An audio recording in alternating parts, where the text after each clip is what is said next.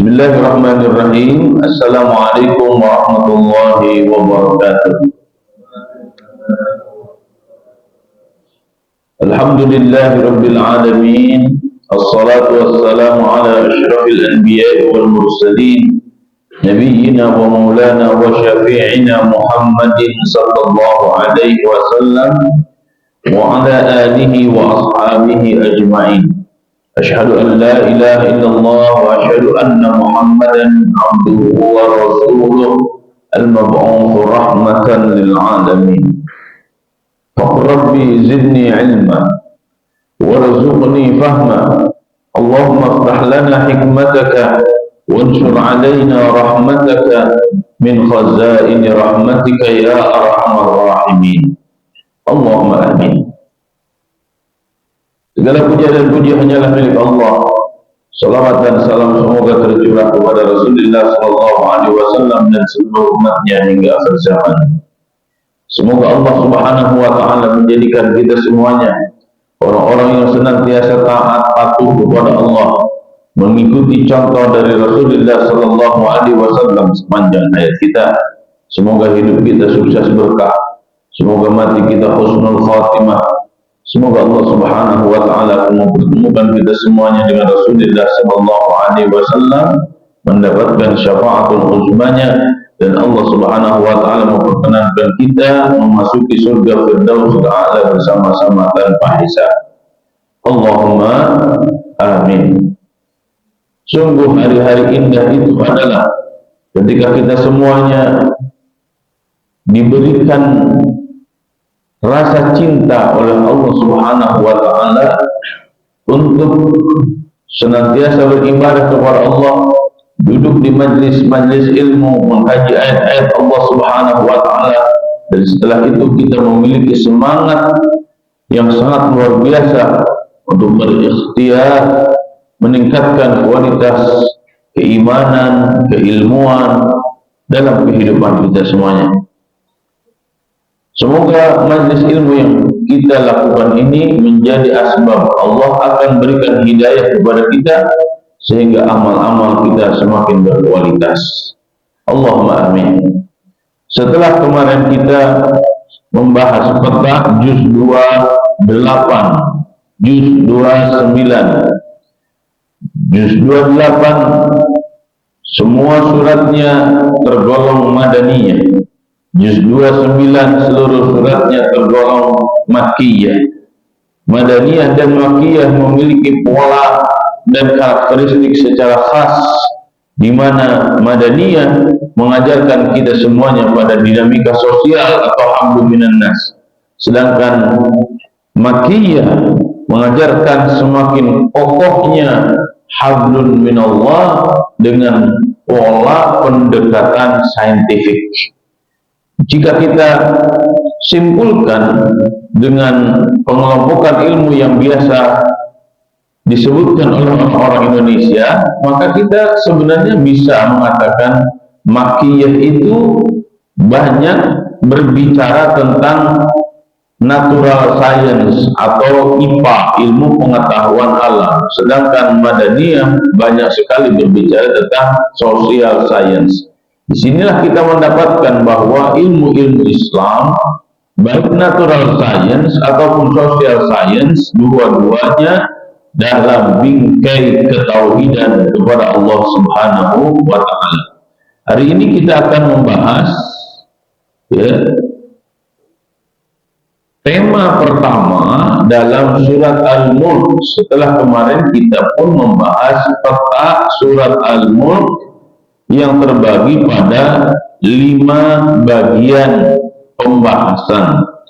Tema yang pertama yaitu ayat pertama dan ayat kedua dalam surat Al-Mulk ini. Sebelum kita bahas tafsirnya, kita akan baca terlebih dahulu ayatnya. Saya akan bacakan sekali dan nanti silakan diikuti bersama-sama. أعوذ بالله من الشيطان الرجيم. أعوذ بالله من الشيطان الرجيم. Bismillahirrahmanirrahim. Bismillahirrahmanirrahim. Tabarakalladzi biyadihil mulku wa huwa ala kulli syai'in qadir.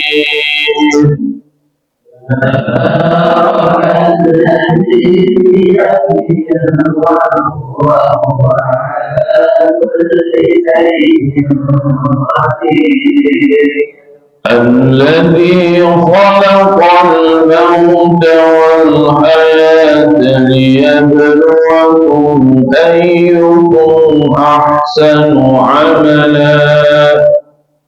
الذي خلق الموت والحياة ليبلوكم أيكم أحسن عملا وهو العزيز الغفور.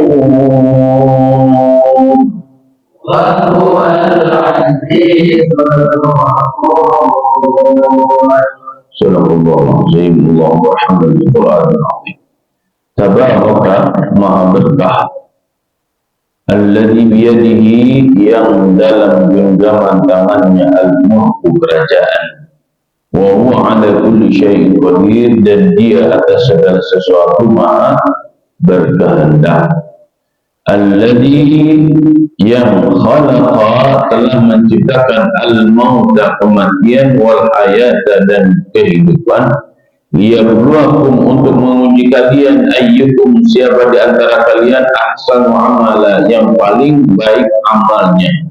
Wa huwa dan dia al-aziz maha perkasa al-ghafur maha pengampun. Wallahu a'lam bishawab.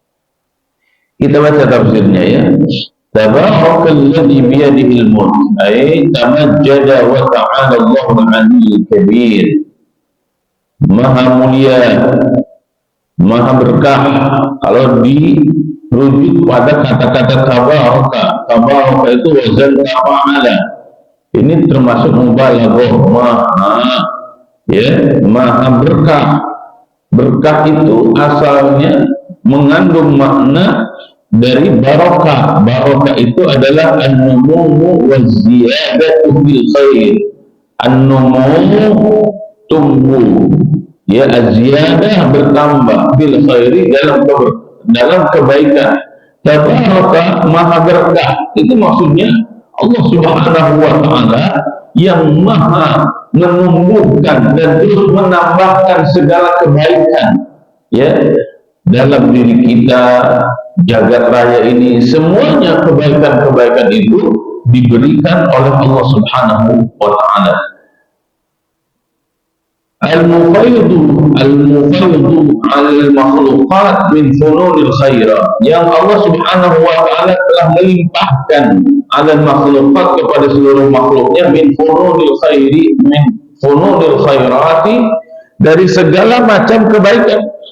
Alladhi biqabdati qudratihi mulkus samawati wal ard, yang dengannya qabdah itu arti asalnya adalah menahan. Alladzi biqabdati qudratihi mulkus samawati wal ard, yang pada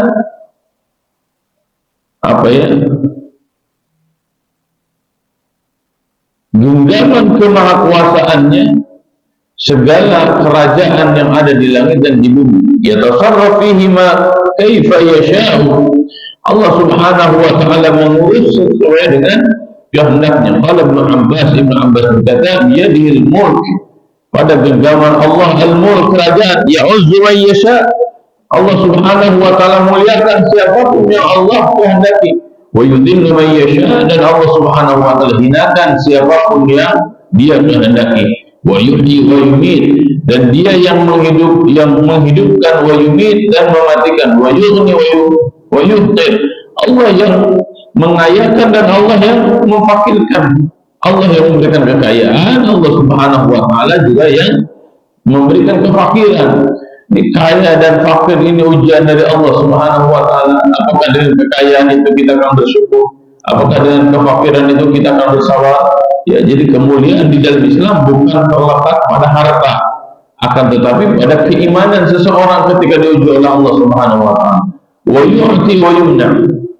Wa yu'ti, Allah Subhanahu wa taala memberi, wa yumna atau menolak. Ya. Qulillahumma malikal mulki tu'til mulka man tasha'. Ayat. Allahumma la mani'a lima a'taita wa la mu'tiya lima mana'ta wa la yanfa'u dzal jaddi minkal jaddu. Jika semua orang bersepakat untuk memberikan sesuatu, jika kata Allah tidak, maka tidak akan bisa. Jika seseorang bersepakat untuk menolak sesuatu, jika kata Allah harus, ya tidak akan bisa. Ini menunjukkan semua apa yang ada di jagat raya ada dalam kekuasaan Allah Subhanahu wa taala. Wa huwa 'ala kulli syai'in qadir wa huwa al-qadir. Dan dialah yang maha berkehendak. Dialah yang maha berkuasa ala kulli syai', atas segala sesuatu. Lahul qudrah tamah, bagi Allah Subhanahu wa taala kehendak yang sempurna, kemahakuasaan yang sempurna, tidak ada pengecualian, semuanya di bawah kemahakuasaan dan kehendak Allah Subhanahu wa taala. Wa jalilu hikmatihi faqala alladhi khalaqal mauta wal hayata ay awjada fid dunya al hayat wal maut.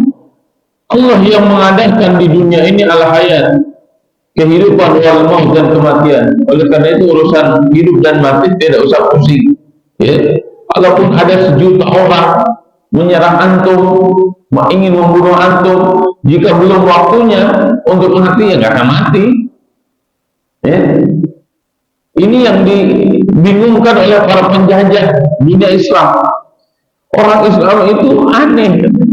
Mereka kok berani sekali dalam berjuang, ya, maju ke medan tempur itu orang Islam kok berani sekali. Setelah dikaji lebih dalam, oh ternyata ada keyakinan tentang qada dan qadar. Tentang qada dan qadar itu diantaranya apa? Tentang hidup dan mati. Ya, jika kita berjuang belum waktunya mati, walaupun kita dibom istilahnya, digranat ataupun ditembak dengan peluru sniper yang panjang, ya, kalau belum waktunya mati mah ya nggak akan mati. Itu kekuatan yang harus ditanamkan, karena memang seperti itu. Hidup dan mati itu bukan urusan manusia, tapi urusan zaman, urusan Allah Subhanahu wa taala. Fa'ahya man syaa wa amata man syaa. Maka Allah Subhanahu wa taala menghidupkan siapapun yang Allah kehendaki untuk hidup. Kalau Allah menghendaki hidup, ya hidup. Ya. Wa amata man syaa, dan jika Allah menghendaki mati, ya mati. Wa huwa al-wahidul qahhar, adalah Allah Subhanahu wa taala satu-satunya yang al-qahhar, yang memaksa di sini maksudnya ya memang terserah Allah lah mau diapain. Ya. Qahhar itu bisa memaksa, bisa menguasai. Wa innama qudimal maut. Kenapa didahulukan kata-kata maut? Li'annahu uhiba fin nufus wa aqrah. Karena memberikan dampak yang sangat luar biasa ke dalam jiwa seseorang. Oh, maut ya, oh mati ya, gitu. Para ulama mengatakan laisal mautu banaan wa inqita'an bil kulliyati 'anil hayat. Para ulama mengatakan maut itu bukanlah sesuatu hal yang akan menjadikan kita fana, hancur, hilang, tiada. Ya, wa inqita'an bil kulliyah, dan inqita' itu terputus. Artinya kalau kita hidup kemudian mati, kemudian kehidupan kita terputus segala-galanya. Ya, tidak seperti itu. Wa innama huwa intiqal min darin ila darin. Tapi kematian itu hanya sebatas intiqal. Intiqal itu berpindah. Min darin ila darin, dari satu tempat ke tempat yang lain. Kita pindah dari alam dunia ke alam barzakh. Untuk dapat pindah ke alam barzakh itu, kita semuanya harus melalui satu pintu yang bernama kematian. Al-mautu babun wa kullun nas dakhiluh. Kematian itu seperti pintu yang semua orang pasti akan memasuki pintu itu. Ya. Kenapa kita memasuki pintu kematian? Karena kita awalnya di alam dunia, kemudian kita menuju alam barzakh. maka mau tidak mau kita harus mati. Semua kita akan mati, tapi jangan pernah takut mati. Tapi takutlah jika kita mati dalam kondisi tidak mengagungkan Allah Subhanahu wa taala. Walihada kubita fi sahih, oleh karena itu ditetapkan di dalam hadis yang sahih, annal mayyit yasma, bahwasanya orang yang mati itu yasma, dia mendengar. Oh ya, dia melihat. Ya, melihat itu tentu saja bukan dengan mata fisiknya, ya.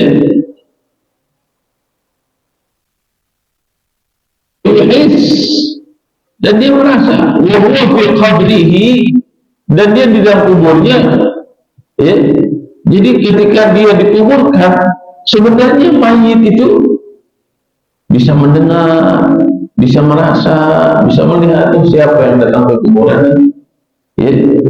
Tapi tidak ada dalam Islam gentayangan, prinsip gentayangan itu tidak ada. Semua orang yang telah dikubur hanya dua, ya. Yang pertama adalah dia mendapatkan nikmat kubur atau dia mendapatkan siksa kubur. Jadi kita tidak usah takut, ya. Daun malam-malam lewat kuburan, kemudian bulu-bulunya berindih, tengok kanan, tengok kiri, langsung lari dia, ya. Pas ditanya, oh kenapa antum lari?